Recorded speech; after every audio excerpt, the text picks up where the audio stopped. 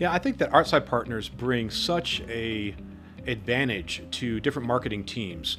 I've been on both teams that really enjoy working with partners, and the other ones that like to keep things much more in-house.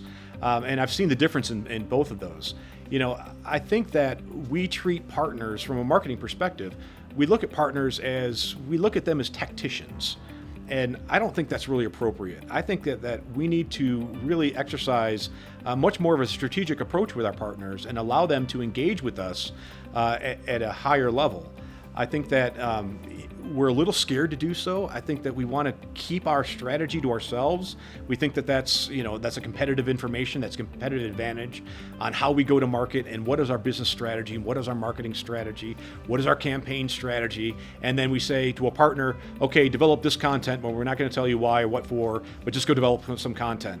From a partner perspective, you look at that and say, well, okay, but that makes no sense to me. We'll do it.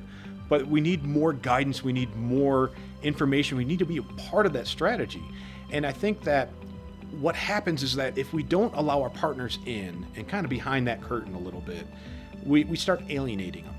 And what happens is that your competitors are going to maybe have a better experience with your partners, and maybe that our partners will pay attention to your competitors more than they will you.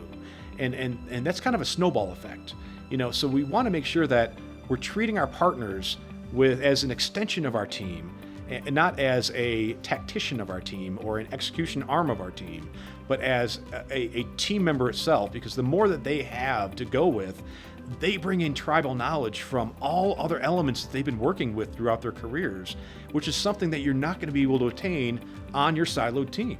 And so bringing in these experiences, bringing in this tribal knowledge will help impact the effectivity that they can bring for your corporation. So when engaging with partners or researching partners and finding out who you want to go with, I think it's truly important to find out the success of that partner has and what you're trying to accomplish. But I think beyond that, we know that from, let's say, a CMS perspective, we know that building a website, getting the website up and running, and having a good responsive web for mobile devices is paramount. I mean, that's ground zero. But I think it's important that we look at partners to say, what else are you going to be able to do beyond that? How can you set us up as a company for success when deploying a CMS or deploying a content distribution system to help us engage more when we start looking at native mobile, we start looking at web applications, we start looking at e-commerce, and then we start getting off of our own domain, scary as it is, and getting into social, getting into marketplaces, getting into online, offline. How do we have and keep a cohesive, consistent brand experience throughout all of our digital assets? I think that is a good question to ask the partner to us to see, are they a shop that is going to churn and burn and deploy a CMS, or are they wanting to engage with you, set you up for the future, and be able to provide you with guidance going forward to say, at this point, you are now ready to turn on a native mobile, and here's the value that's going to bring.